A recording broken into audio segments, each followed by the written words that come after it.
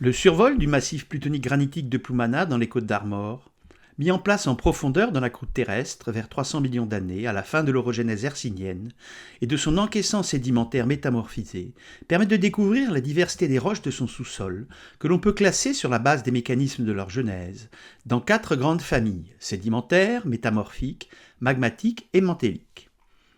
Ce complexe granitique centré affleure après des millions d'années d'altération chimique, d'érosion mécanique et de remontée isostatique post-orogénique de la croûte terrestre. Ces roches possèdent des caractéristiques texturales et minérales spécifiques qui permettent de les différencier en place sur des macro-échantillons et en lames minces. Les 3 faciès du granit de Ploumana sont représentés sur la carte géologique en rouge pour le granit G1 à gros cristaux, dont on voit ici une belle pegmatite à gros cristaux de plus de 10 cm, de feldspath rose et de quartz. En orange et rose pour les granites intermédiaires G2 à plus petits cristaux des mêmes minéraux, et en gris pour le leucogranite G3 plus alumineux, à mica blanc ou muscovite et cordierite. L'encaissant sédimentaire du granit est métamorphisé et représenté à l'ouest par la cornéenne rubanée de l'île Millau, non datée, qui a gardé malgré son métamorphisme sa stratification sédimentaire originelle, avec alternance de strates claires, gréseuses et sombres argileuses, dans lesquelles le thermométamorphisme de contact a fait apparaître des cristaux d'andalosite et de cordierite. À l'est, au niveau du chaos granitique de Porce-Roland, l'encaissant du magma granitique est le gneiss œillé icarcien, daté à 1,8 milliard d'années. Enfin, au centre du massif, on trouve le pilot gabbro de Sainte-Anne, un petit massif de gabbro complètement entouré de granit. L'examen de détail du contact du granit et du gabbro montre des enclaves de gabbro à grains fins, séparées les unes des autres par des fins liserés de granit rose. Dans le gabbro, on trouve, issus du granit, de gros cristaux d'orthose à texture rapakiwi et de petits cristaux de quartz entourés d'une couronne de minéraux noirs, de pyroxène, d'amphibole ou de biotite. Ces 4 types de roches sont reliés les unes aux autres par les processus physiques, chimiques et géologiques dynamiques, lents et complexes du cycle des roches, au cours duquel les roches se transforment continuellement. Sédimentation et diagénèse versus altération et érosion, fusion versus solidification et cristallisation, et enfin, le métamorphisme qui peut affecter toutes les roches.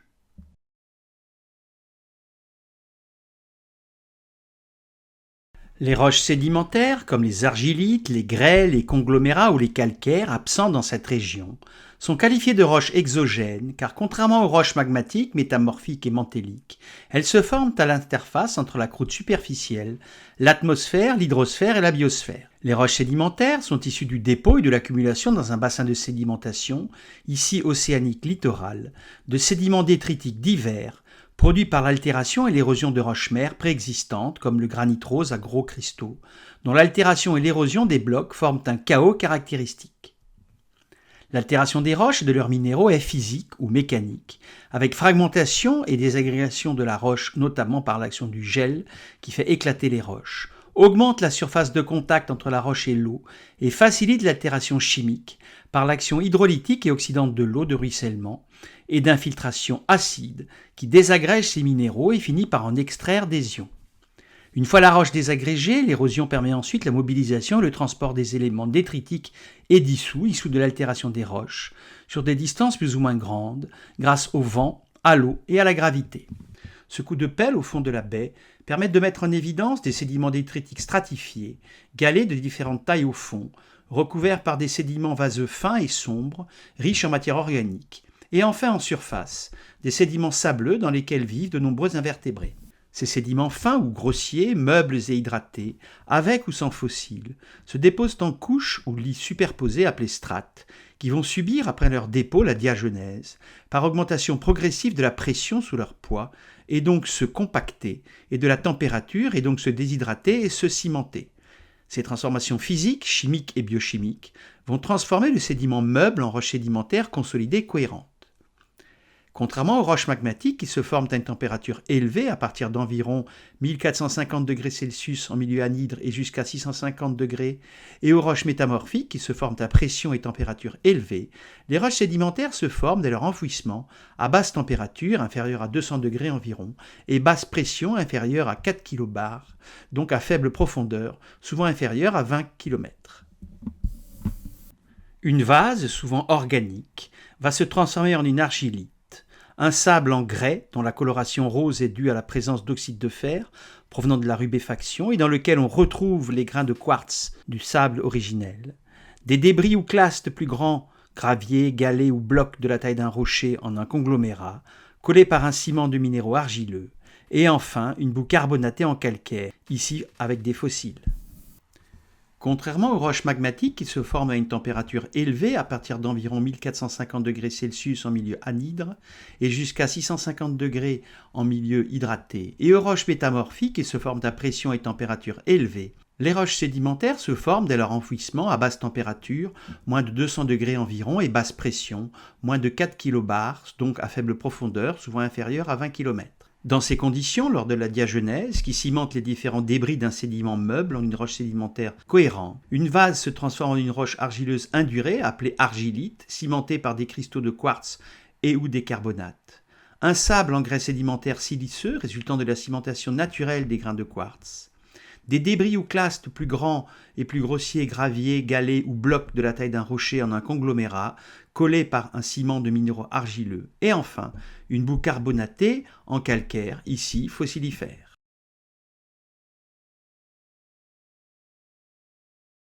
Les roches endogènes sont formées dans les profondeurs de la lithosphère et du manteau terrestre, à des pressions et des températures supérieures à celles rencontrées à la surface de l'écorce terrestre, où se forment les roches sédimentaires exogènes.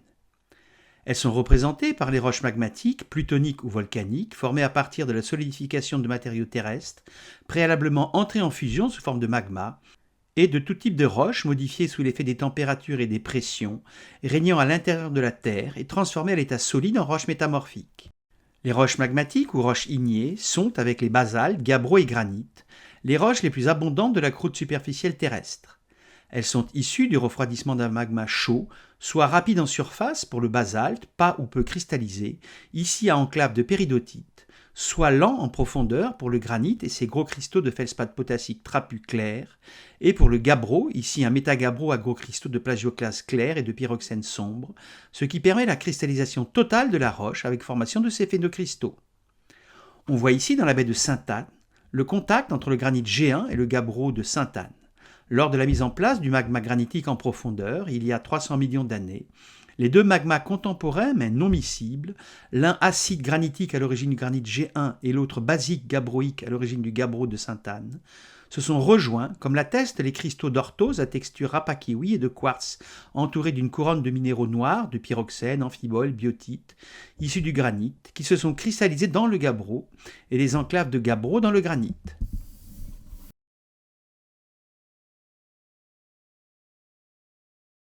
Les roches métamorphiques, également endogènes, sont issues de la transformation texturale et minéralogique, à l'état solide, donc sans passer par la phase liquide d'un magma, de roches préexistantes lors de variations sur un temps long, des conditions physiques et chimiques qui sont différentes de celles ayant présidé à la formation de la roche originelle. Cette orthognèse œillée, dérivée par métamorphisme général d'un granit, acquiert lors du métamorphisme général, par augmentation de température et de pression, une texture foliée caractérisée par des lits de minéraux sombres, dont des micas biotites, et des lits de minéraux clairs, de quartz et de gros cristaux de feldspath potassique œillés, dérivés des phénocristaux d'orthose du granit, qui a perdu sa texture équante isotrope. Quand les conditions de pression et de température augmentent encore, le métamorphisme, ici du gneiss, peut aller jusqu'à sa fusion partielle, ou anatexie, et donner des migmatites, littéralement mélanges, entre des parties claires, anciennement fondues, appelées leucosomes, et des parties foncées, non fondues, appelées mélanosomes, résidus de la fusion partielle. Pour bien comprendre le métamorphisme, il faut partir du domaine pression-température du diagramme pétrogénique, qui est divisé en zones séparées par des courbes. Le domaine des basses températures et pressions élevées n'est pas réalisé dans la lithosphère. Aux hautes températures et pressions élevées, le matériel minéral, ici d'un granit anhydre, est à l'état de magma avec des cristaux en suspension. L'apport en eau abaisse considérablement jusqu'à 300 degrés en profondeur le solidus et le liquidus d'un granit anhydre qui fond ou cristallisent à plus basse température. Le domaine de la diagenèse, avec transformation d'un sédiment meuble en roche sédimentaire cohérente, couvre depuis la surface les basses températures jusqu'à environ 200 degrés Celsius et les basses pressions jusqu'à environ 10 km de profondeur. Le domaine du thermométamorphisme de contact, haute température, lors de l'intrusion d'un magma chaud dans un encaissant froid, couvre le domaine des basses pressions et des basses à haute température, pouvant aller jusqu'à la fusion partielle. Le domaine du métamorphisme général, moyenne pression, moyenne température, s'étend le long du gradient géothermique de 30 degrés Celsius par kilomètre et peut aller jusqu'à la fusion partielle ou anatexie. Et enfin, le domaine du métamorphisme de subduction, haute pression, basse température, s'étend le long d'un plus faible gradient géothermique de subduction de 10 degrés Celsius par kilomètre. Lors du métamorphisme, les variations de la pression, de la température et de la teneur en eau permettent la cristallisation de nouveaux minéraux dits néoformés, à partir d'anciens minéraux devenus instables dans ces nouvelles conditions de température et de pression. C'est le cas des silicates d'alumine, présents dans les lits sombres alumineux de la cornéenne métamorphique, qui forment au sud de l'île Millau un contact franc avec le granit G1. Cette ancienne série sédimentaire détritique, verticalisée par la tectonique et métamorphisée, conserve sa stratification originelle.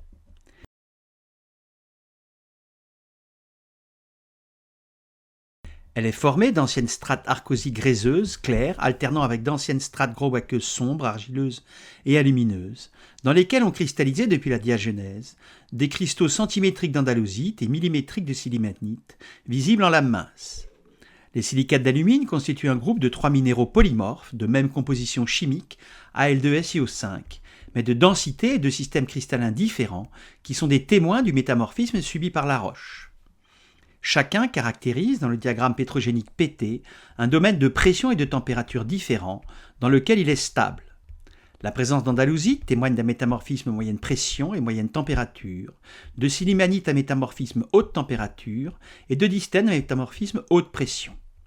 La mise en place, il y a 300 millions d'années, en force du magma granitique chaud et visqueux, en profondeur, vers 8 à 10 km, a recoupé à l'emporte-pièce l'encaissant sédimentaire, ce qui a fait subir à la cornéenne un thermométamorphisme de contact, sans véritable augmentation de pression,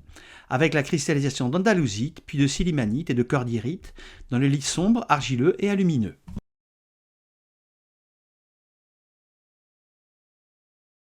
Et enfin, les roches mantéliques vertes, composées de péridotites magnésiennes, lerzolite, harzburgite et dunite, solidifiées depuis 4,5 milliards d'années, constituent les roches du manteau terrestre, depuis la base de la croûte jusqu'à 2885 km de profondeur.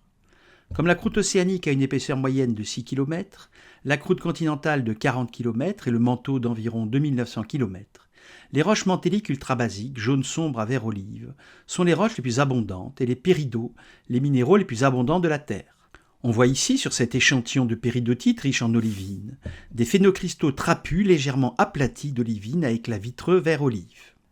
Les 4 familles de roches du cycle des roches, sédimentaires, magmatiques, métamorphiques et mantéliques, peuvent, si elles affleurent, donner des sédiments, si elles fondent un magma, ou se transformer en roches métamorphiques, comme avec cette variolite du latin variola, transportée et polie par la Durance, ancien basalte en pilolavase des ophiolites alpines, métamorphisé, présentant de nombreuses sphérolites d'albite, feldspath blanchâtre, caractéristiques en forme de pustule.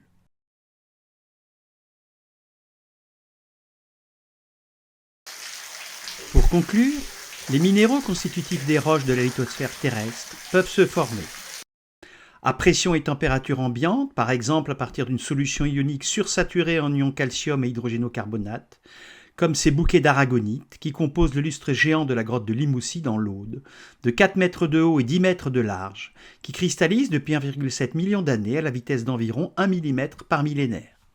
À température élevée et à pression variable, comme les minéraux des roches magmatiques, par refroidissement rapide en surface d'un bain de silicate fondu, avec cristallisation partielle donnant par exemple un basalte, ou par refroidissement lent en profondeur avec cristallisation totale donnant un gabbro ou un granit comme celui du chaos de Porce-Roland, dont on voit ici une belle pegmatite avec des macrocristaux de 10 cm d'orthose automorphe rose et de quartz xénomorphe blanc. Et enfin, à l'état solide, comme ces andalosites, silicates d'alumine, qui apparaissent dans les lits sombres argileux des cornéennes, au contact du magma granitique chaud G1 lors de sa mise en place en force dans l'encaissant sédimentaire, et qui témoignent du thermométamorphisme de contact subi par l'ancienne série sédimentaire.